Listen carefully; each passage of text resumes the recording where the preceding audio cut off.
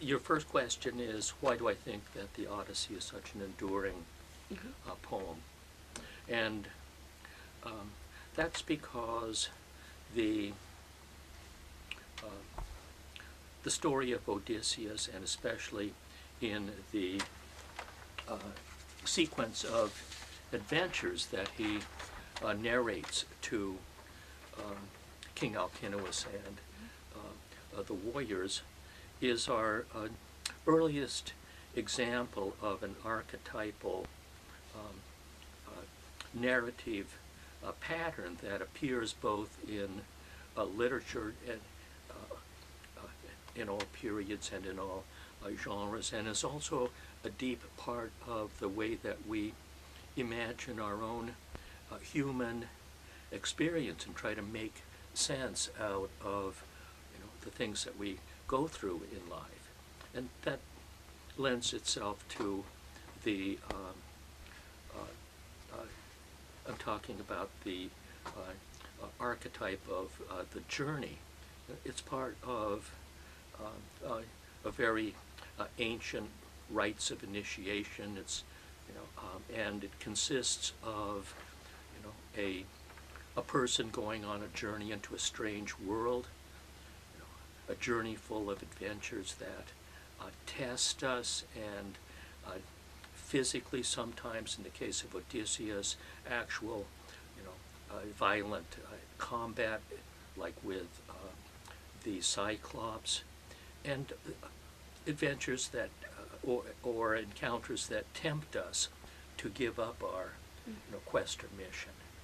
And just going to college is one of the best examples of how we can begin to kind of structure our own experiences that we're going through.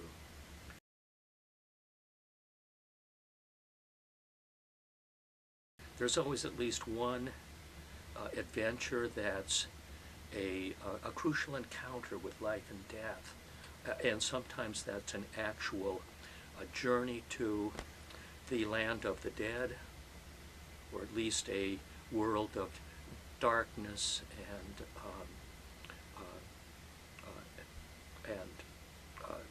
despair sometimes. And unfortunately, that also is a part of our own lives.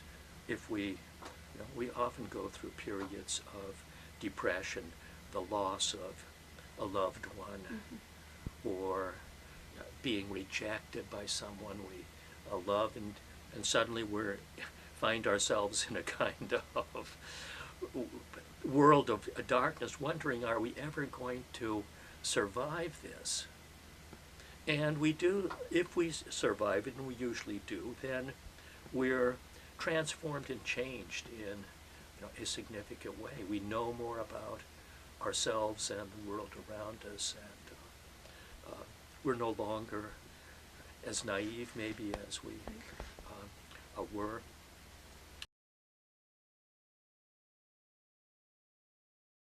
And this quest pattern, like I said, is really one of the central narrative structures in the Odyssey, and that's why I think the Odyssey still has such power and meaning to us.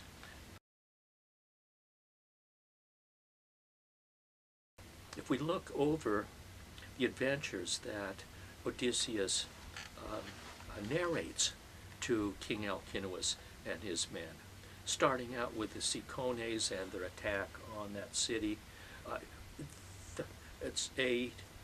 we go through it, first a test of physical combat, then we have the Lotus Eaters, that's a temptation. The Cyclops is, with Polyphemus, of course, is a huge physical test with life and death consequences. Aeolus and the Bag of Winds, temptation. Odysseus' men give in to their temptation to open the bag. Laestrygonians, those giants that throw rocks down on the top of Odysseus' ships. They're like the Cyclops adventure. They're a physical test. Circe, she's a temptation. And wouldn't it be tempting to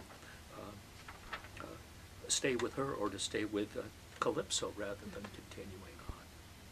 The land of the dead, that's a literal descent into, the land of the dead. Sirens, temptation. Scylla, who snatches men off the deck of Odysseus's ship, again a physical test. Cattle of the sun, temptation. Charybdis, test. Calypso, temptation. So there's this archetypal journey pattern that I like to discuss when I do the Odyssey.